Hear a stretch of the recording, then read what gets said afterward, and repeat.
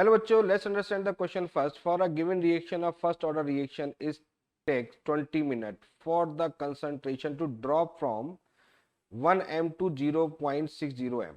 ठीक है, तो क्वेश्चन के अंदर क्या है? सबसे पहले तो क्वेश्चन के अंदर है first order reaction, first point तो ये है, ठीक है।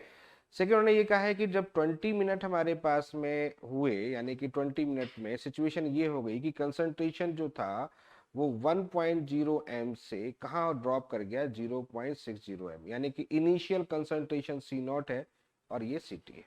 ठीक है, क्लियर है? यहाँ तक बात समझ में आ गई। तो यहाँ से यहाँ तक अगर हम देखें तो k की वैल्यूज यहाँ से कैलकुलेट कर सकते हैं फर्स्ट ऑर्डर रिएक्शन के लिए। तो 2.303 divide by T log base 10 यहाँ हो जाएगा C naught divide by C T. तो यहाँ से k कैलकुलेट करेंगे तो k इक्वल टू हो गया 2.303 डिवाइड बाई 20, यहाँ पर आ गया लॉग बेस 10 1/0.6। ये हमारे पास में इक्वेशन मान लेते हैं, सपोज फर्स्ट है। अब आगे बढ़ते हैं। The time required for the concentration, time calculate करना है हमको, टाइम कैलकुलेट करना है और कहां पर होता है 0.60 टू 0.36 m, यानी कि अब इनिशियल अमाउंट जो कंडीशन है वो कितना है 0.60 है और यहाँ पर इसके लिए जो कंडीशन है वो कितना है 0.36 m है।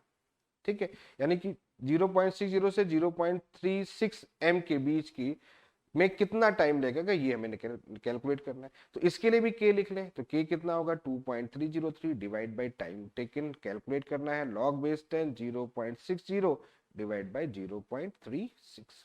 ठीक है, क्लियर हो गया, ये इक्वेशन नंबर 2 हो गया।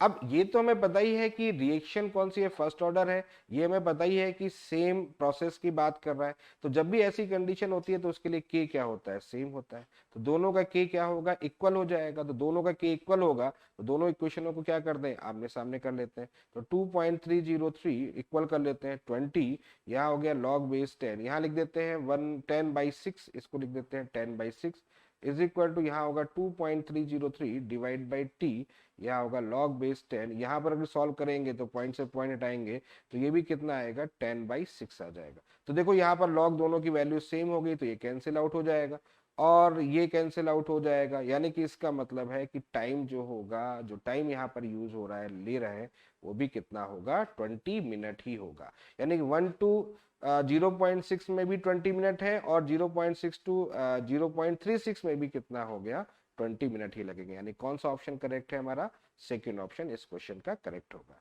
तो I hope you understand the very well. Okay, thank you, best of luck.